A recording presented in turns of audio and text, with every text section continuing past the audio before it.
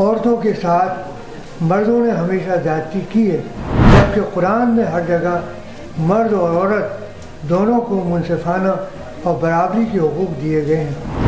قرآن جو ہے، احادیث جو ہیں، اس سب میں عورت کی عزت ہے۔ تو ہم نماز، روزہ، زکوٰۃ، حج کرتے رہے، لیکن ہم نے عورتوں کو تعلیم کے حق سے محروم رکھا۔ مولانا آزاد کی ایک اور اہم چیز جو انہوں نے عورتوں کے سلسلے میں لکھی ہے اپنے خطوط میں، اور مولانا اپنی رائے بڑی بےباکی سے پیش کرتے ہیں۔ مولانا آزاد کی عورتوں کے بارے میں رائے تھی، عورتوں کے ساتھ مردوں نے ہمیشہ زیادتی کی ہے اور ان کے جو حقوق تھے وہ نہیں دیے، جبکہ قرآن میں ہر جگہ مرد اور عورت دونوں کو منصفانہ اور برابری کے حقوق دیے گئے ہیں۔ وہ مزید فرماتے ہیں کہ عورت کا کمال جسمانی توانائی اور وسعت معلومات پر موقوف نہیں، بلکہ وہ ایک روحانی قوت پر منحصر ہے جو عورت کو مرد کے مقابلے میں بہت اہم اور اعلیٰ درجے پر فائز کرتی ہے۔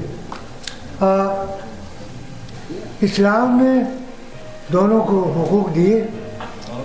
جہاں تک ایکوزیشن آف نالج کا ہے، ایکوزیشن آف نالج مرد اور عورت دونوں کا فرض قرار دیا کہ دونوں کا یہ فرض ہے۔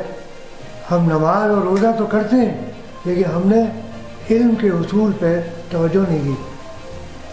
اور جب مونارکی آئی ہمارے ہاں، جب مونارکیکل انسٹیٹیوشن ہمارے یہاں آیا، تو ہم نے عورتوں سے اس حق کو لے لیا، اور پورا یہ حق جو تھا وہ مردوں کو دے دیا۔ اسی پہ مولانا یہ کہہ رہے ہیں کہ جہاں تک نالج کا تعلق ہے، دونوں کو برابر حقوق ملنے چاہیے۔ اسی لکھنؤ میں ندوۃ العلماء، فرنگی محل اور مدرسۃ الواعظین، کیا اس دور میں کوئی ایک مدرسہ عورتوں کا بھی تھا؟ کوئی نہیں، نہ دلی میں، نہ ملتان میں، نہ لاہور میں، کہیں نہیں۔ قرآن کہہ رہا ہے کہ دونوں کا فرض ہے، جیسے نماز فرض ہے ایسی علم کا حاصل کرنا فرض ہے۔ تو مولانا کی رائے بڑی پروگریسو تھی، اور جو عین اسلام ہے اس پہ منحصر تھی، اور اسی لیے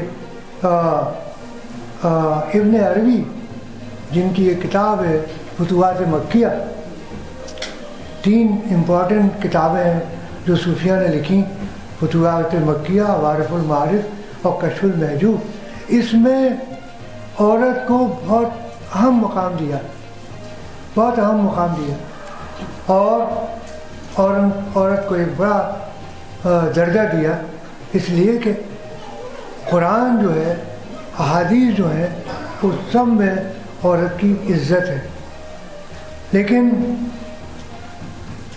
جب پرسنل لا، برٹش سرکار نے کہا کہ ہم کو تو پتہ نہیں تمہارا لا کیا ہے، تو سنی اور شیعہ علماء کی ایک کمیٹی بنا دی برٹش سرکار نے۔ تو جب وہ پرسنل لا بنا تو ظاہر ہے مسلمان نواب تھے، زمیندار تھے، تو عورت کو پراپرٹی کے رائٹ سے نکال دیا، جبکہ اسلامی فقہ عورت کا پراپرٹی میں حصہ رکھا ہے، بیٹی کا حصہ ہے باپ کی جائیداد میں، لیکن جو آپ ہمارا پرسنل لا بنا اس میں بیٹیوں کو پراپرٹی کے حق سے نکال دیا گیا۔ وہ اگر کورٹ بھی جاتی تو ان کو حصہ نہیں ملتا۔ تو مولانا آزاد اسی لیے کہہ رہے ہیں کہ عورتوں کے حقوق برابر ہیں۔ تو آزادی کے بعد جو ریفارمز عورتوں کے سلسلے میں ہوئے، اور اسی شہر کے آپ کے جسٹس کرامت حسین، جن کے نام پہ وہ کالج ہے، وہ سر سید کے کنٹمپریری تھے، انہوں نے سر سید سے کہا کہ آپ تو لڑکوں کی تعلیم کا انتظام کر رہے ہیں، تو انہوں نے کہا کہ تم لڑکیوں کی تعلیم کا انتظام کر لو۔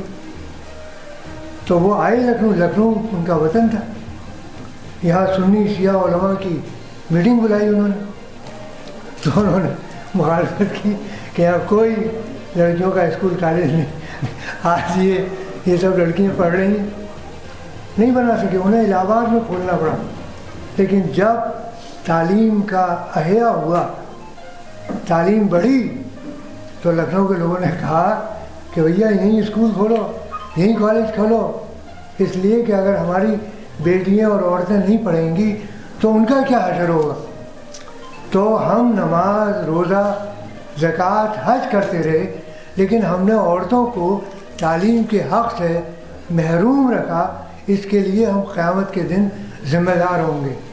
और एक बड़ी सेंचुरीज़ तक हिंदुस्तान में ये ज़मींदारों, नवाबों और ये बादशाहों की बेटियां पढ़ी लिखी थीं, लेकिन आम औरतें तालीम के हक़ से खुद, किसी सरकार ने नहीं महरूम किया था, खुद हम महरूम रहे और हमने उनको तालीम का हक़ दिया नहीं।